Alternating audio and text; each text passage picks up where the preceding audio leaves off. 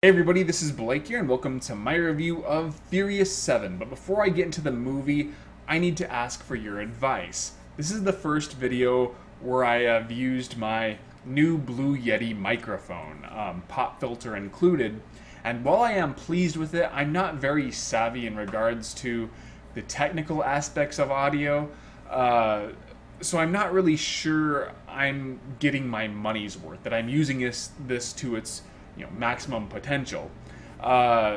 So if you do know what you're talking about, in regards to how this works, please give me any suggestions you might have, whether it's to turn the gain knob left or right. Currently, I believe it's pretty far left. Or if you think I should change the settings, even though I believe it's on the podcast setting. Just please let me know so that I may have this perfected by the time I start filming the next Critiquing the Critics episode. If it matters, the air conditioning is on. I'm not sure if you could hear that in the background. Usually I would not film while that's going, but it's really hot out right now, and I wanted to get this vlog out as soon as possible, considering I'm already late enough as it is. But yeah, so if you think I need to do anything to improve it, let me know. If you think it's perfect the way it is, let me know. Whether you think I need to be closer to the mic or farther back, whatever. So I appreciate that for those who give me their input. But let's go ahead and move on to the movie itself. For a long time, Furious 7 was arguably my most anticipated movie of 2015. Every piece of information released just succeeded in getting me hyped up. I was really excited. When they selected James Wan as the director, I thought it was really cool that they'd choose this acclaimed, low-budgeted director, to work on this big-budgeted action movie. That's a very bold and risky choice on the studio's part, so I really respected that. Also, it really helps that I'm a big James Wan fan and loved Saw and The Conjuring and pretty much liked everything else he's done. And then they'd reveal that Tony Jaa had joined the cast, and I'm a big fan of Tony Jaa, even though he's sort of screwed up his career over the past few years. But this was kind of a big deal considering it was his Hollywood debut. And then everybody else was coming back. Jason Statham was going to be the main villain. Everything about this movie just seemed amazing. And then Paul Walker died, and suddenly my enthusiasm deflated. I just knew that it was going to be very awkward watching this movie when so much of the content is based around Paul Walker being behind the wheel, constantly in peril, just knowing the circumstances surrounding his death. It was going to be hard to sit through, and that put a damper on my excitement, and suddenly it just became another summer blockbuster movie that, yeah, I was looking forward to, but I wasn't counting the days until it was released, I had earlier in the year, or last year. I think it would have been last year. I guess he died late 2013, so early 2013, that's when I was at my most enthusiastic. If I'm wrong on the dates, I apologize. But still, the reviews came in and they were very positive, and so yeah, I was definitely going to check this out. But then I wanted to see it with my father, and he wasn't available that week, so I decided I didn't want to spend twice the money and see it two times. So instead I watched It Follows, a very, very, very good horror movie that you should definitely check out if you haven't seen it. Watch my vlog and read my written review to see if that's more your cup of tea. But that was a great experience, and I was looking forward, to see that this would be at least a really good experience. But honestly, I was disappointed. Furious 7 is a fun movie, and this is going to be a very difficult review because I'm probably going to spend the majority of the running time bitching about where it could have improved or what it did wrong, when in actuality I did like it, but I hate it when reviews, spend all their time complaining, only for them to come around at the end and say, "But I did like the movie, and you should watch it." To me, that's the biggest cop out. That's poor reviewing, unless it's done ironically, or it's like intended to be really funny, and even that can get on my nerves if done wrong. So I'm going to try to avoid this pitfall, but if I fail, just know that yes, I did enjoy Furious 7. I just think it could have been a lot better. The overarching problem plaguing this movie is the franchise's obsession with topping itself in terms of the spectacle. Ever since at least Fast and Furious, the fourth one, these movies have wanted to get bigger and bigger in regards to the scale and the action sequences, and I understand that. And Furious 7 does succeed in arguably being the biggest of them all. There are some real hardcore, amazing, absurd effects and stunts and stunt effects. This movie does get really crazy. I loved the skyscraper bit where they're in a car for some reason at the top of a skyscraper, and they're driving through the window into the next skyscraper. That's pretty fucking awesome. Or the finale where it's pretty much a war going on in this city. That is pretty hardcore, even though it was very noticeable that there were no civilians on these streets.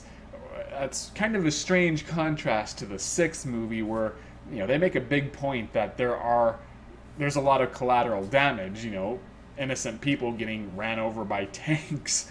But here, it is a little strange how devoid of life these streets are.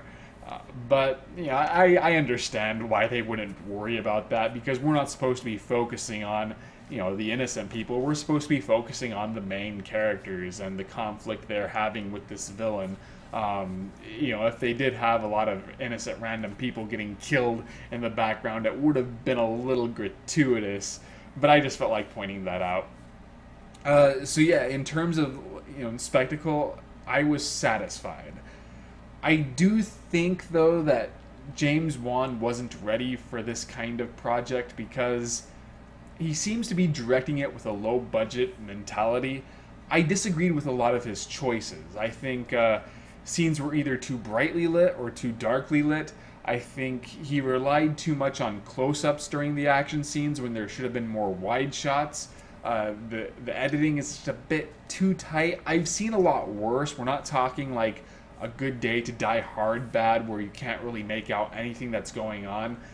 I could make out the majority of what was occurring during these action sequences, but I never felt like I had time to really appreciate them because it was moving so fast. So like Tony Jaa, for example, dishes out some really cool techniques, but I would have preferred it to slow down a little bit so we could appreciate the quality of said techniques. But yeah, he succeeds in the more important areas, the bigger moments. He does provide some real energetic action sequences and some really cool visuals. However, he also gets a little repetitive at times too. So for example, the skyscraper bit, awesome the first time, but the second time they do it, it really just feels like they're reusing the same shot. And during the finale, there's just so many car crashes that they start to all blend in together. So what began as really cool and exciting starts to get a little monotonous by the end. My dad actually started to fall asleep during the finale, even though it's very action-packed, because he later on told me that eventually he started growing numb to all the car crashes, and I understand that, even though I didn't fall asleep myself. In regards to the pacing, it starts off pretty slow and melodramatic. However, once it picks up, there's an action scene around every corner. So, it moves really fast, and I never felt that it burnt itself out either. It always knew when to take a breather, to let, the characters, carry the movie on their own, because this film does have a very charismatic cast, and I enjoy watching these people interact. But you know, it never. Once it gets going, it never slows down for too long. Yet at the same time, it knows when to slow down. So all, you know, mostly good stuff, but you know, some flaws that I felt needed to be pointed out. However, this is the first time where a Fast and the Furious movie, in my opinion, has collapsed under its own weight because of its obsession with, you know, becoming so epic. There's just way too much going on. There's way too many characters, way too many story threads, and the way it's all crammed in together, I just felt everything was underdeveloped. And I do think that a lot of the bigger action sequences were kind of fillery. Like, they had an idea for the skyscraper incident, for example, but how do you justify that scene when the plot is Jason Statham's character hunting down the main characters? Why would they need to be up there? Why would they need that car? So they have to write the story around this idea, and it ends up being very episodic. And while usually that means there's going to be some issues with the pacing, and that wasn't the case here, I still just felt like everything ended up underwhelming me for this reason. You know, I was really excited to see Jason Statham as the main bad guy, and I thought the build-up to this character was really awesome. The opening scene where he's talking to his comatose brother, and he's pretty much saying how you always started the fights, well, I finished them. And then he leaves the place, and it reveals that we've missed this real hardcore action sequence where he destroyed this hospital, and it's a real great setup for this character. The problem is that the film never really sees it through. It keeps telling me that Jason Statham's character, I can't think of it, Deckard Shaw, is more dangerous than Luke Evans' character, Robert Shaw. But they never show us this because the narrative doesn't really allow it.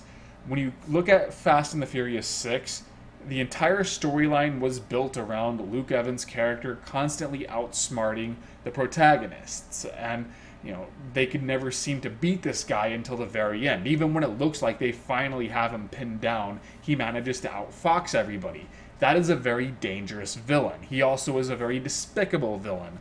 Deckard Shaw, on the other hand, Jason Statham's character, you kind of understand his motivations. Like, yeah, they say that he's not a very nice guy, and he's definitely ruthless, but outside of trying to blow up Paul Walker's house, you know, he never does anything too evil. I mean, yeah, he kills Han, but once again, he is avenging his brother, and yet they never really make him that sympathetic either. So I wasn't really sure if I was supposed to like this character or hate him, but at the same time, because he's constantly trying to kill the main characters, this means that he cannot succeed. He is constantly failing, so it just undermines his threat. And he's not even really the main bad guy. The main bad guy is played by, I'm not even going to try to pronounce his name, but the black guy from Blood Diamond and Guardians of the Galaxy.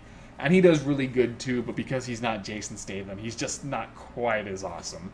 But Jason Statham's performance is really good.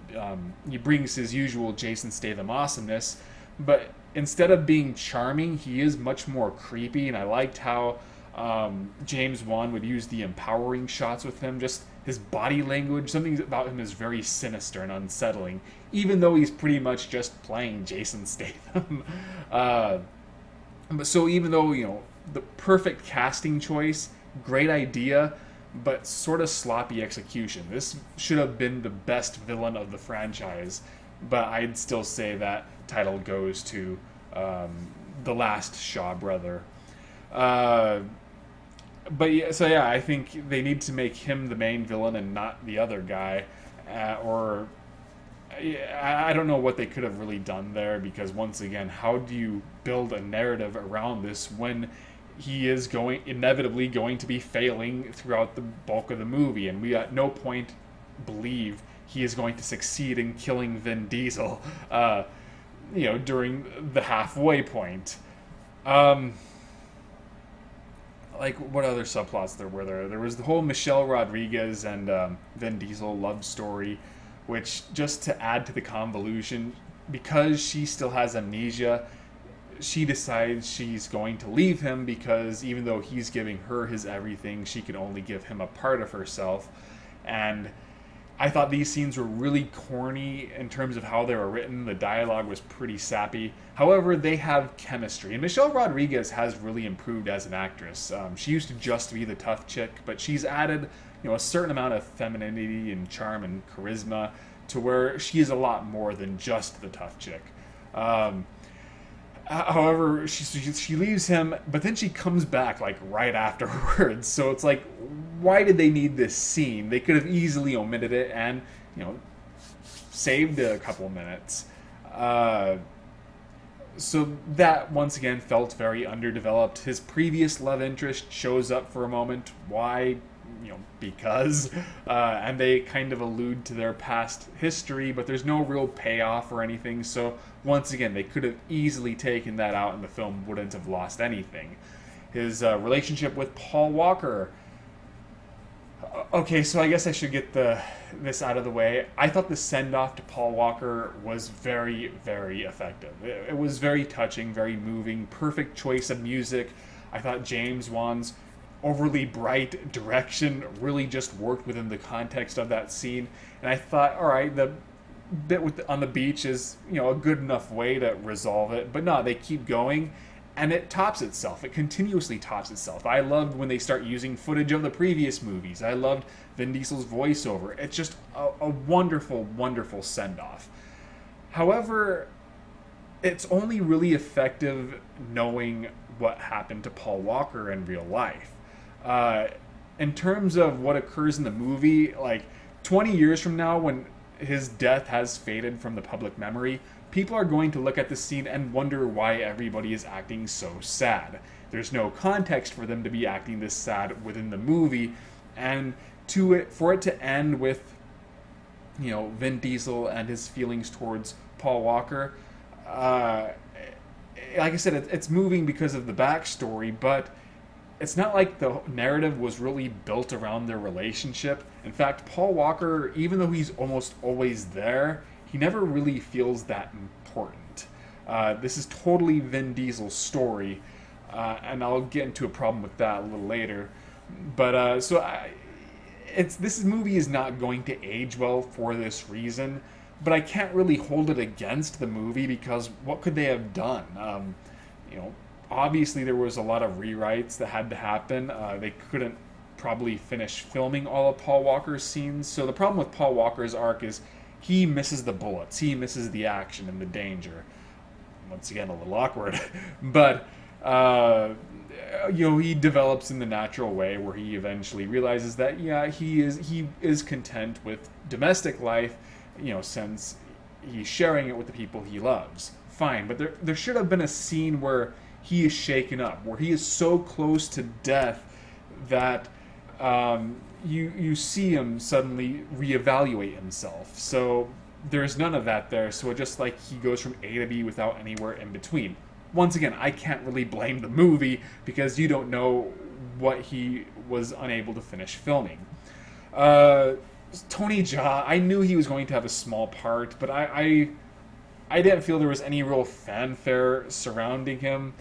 If this had happened back in 2003 or whenever Ong Bak came out, it probably would have been a much bigger moment. That was back when everybody really wanted Tony Jaa in their movie, but it just never happened. But now Tony Jaa's faded from relevancy, so now it's just not a big deal. So he just shows up as one of the bad guys. They really toned down his appearance. A lot of people probably won't even recognize him. It's a minor role, but he gets a fight scene with Paul Walker, and that in itself kind of annoyed me because I'd much rather see him fight Jason Statham or The Rock, or Vin Diesel.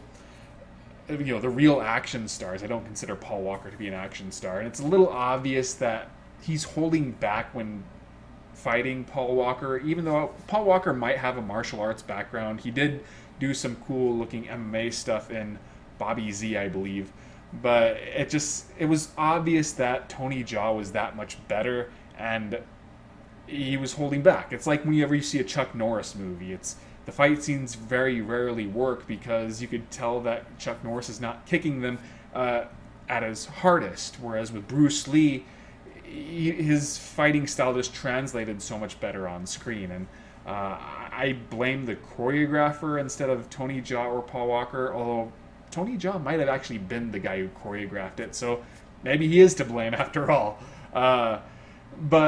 And I was annoyed that the film makes a big deal about Ronda Rousey being in this movie just based on like how the camera focuses on her face, and there's like that zoom in moment where the audience is supposed to be like, oh shit, that's Ronda Rousey. You don't get that with Tony Jaa, and Ronda Rousey is just not a good actress. I saw her at WrestleMania and she was really good there, but whenever I see her in film, she's just not that good. She did better in The Expendables 3, but here she has like 2 lines and they were poorly delivered. But obviously Ronda Rousey is more relevant right now, so she gets all the fanfare. So that might just be a personal gripe, but it is something that affected my enjoyment somewhat. Even though I did think the Ronda Rousey fight was actually better than the Tony Jaa fight. I feel like I'm missing a whole bunch of shit. I don't really understand why they needed Kurt Russell's character, even though I really liked Kurt Russell in this movie. His banter with Vin Diesel was very funny. And I like the fact that you're not totally sure whether he's going to turn out to be a villain or a good guy. But at the same time, that subplot was totally unresolved. And I still felt that they could have easily put The Rock in this role. And it would have tightened the narrative that much more. Because The Rock isn't in the movie that much. He's in it in the beginning, and then he gets injured, so he has to kind of sit out the rest of the movie until the very end. So it's a double-edged sword. On one hand, I really enjoyed Kurt Russell in this movie. On the other hand, he really wasn't necessary. I didn't really want them to focus as much as they did on that new hacker woman. I don't really know what they could have done there, since this is an important character, but still it is a new character in a cast of already too many characters. So like everybody else, she's underdeveloped. But, if they had taken her out somehow, or at least reduced her role, then at least everybody else's characterizations would have had a little bit more room to breathe. Vin Diesel's character, Dominic Toretto, really needs a new character arc, because I like Vin Diesel. I think he does have his own brand of charisma, and yet he seems so boring compared to everybody else, whether it is Paul Walker or especially Jason Statham and The Rock. In fact, I kept thinking I would much rather the film follow those characters than Vin Diesel's character. And at first I was wondering if, maybe Vin Diesel's just not that charismatic. But his style is much different. He's one of those guys who can he doesn't have many lines, but he has a great physical presence, and he can make those few lines really count, whereas The Rock and Jason Statham are more vocal. They could talk a lot more and sell their dialogue while being very entertaining. But I think it's really just Vin Diesel has just been saying the same thing over and over again these past few movies. We get it. You love your family. You don't have friends. You have family, and you do not want people to screw with your family. I really want to see something new with this character if they choose to continue this franchise. Otherwise, because I think as it is, he has grown kind of stale. So I think that's really all I need to say. The film is fun, but it could have been more impactful. It could have been more memorable if they just had a stronger narrative that utilized its very entertaining pieces more effectively. So yeah, this is like a 25-minute video. I apologize for the length. I will wrap it up now. So if you liked the previous movies, definitely check out Furious 7. If you didn't, don't bother. If you're kind of lukewarm towards the franchise, wait till it comes out on DVD or Blu-ray. I thought it was weaker than Fast and the Furious 6 and Fast 5, but I liked it more than Fast and Furious, the fourth one. I don't want to compare it to the first 3 movies because they're so different in regards to their focus. They're much more race heavy and more like cop dramas. Oh yeah, the guy from Tokyo Drift, he does have a cameo, but it's just a cameo, and it's decent fan service. If they do continue the franchise, I'd be interested in them bringing him back and sort of having him replace Paul Walker in a way. But we'll just have to see where it goes. So yeah, that's all I have to say. I wonder if they do an 8th film, will they just call it "And the 8"? Because they have so many retarded variations of this title that they might as well, even if it's just kind of a joke. If they do a parody of Fast and the Furious, I would really love for them to do that, but they probably won't. I did not do a written review of this, but I have done written reviews of all the Puppet Master movies, so please read those. I hope you enjoyed reading my reviews of all these films, because I did not enjoy watching them. So check those out. My next written review will probably be Scorpion King 4. I also did a written review of It Follows, so read all of those. Follow me on Twitter and Facebook, especially for information in regards to critiquing the critics. Let me know about this mic, and I shall see you guys later.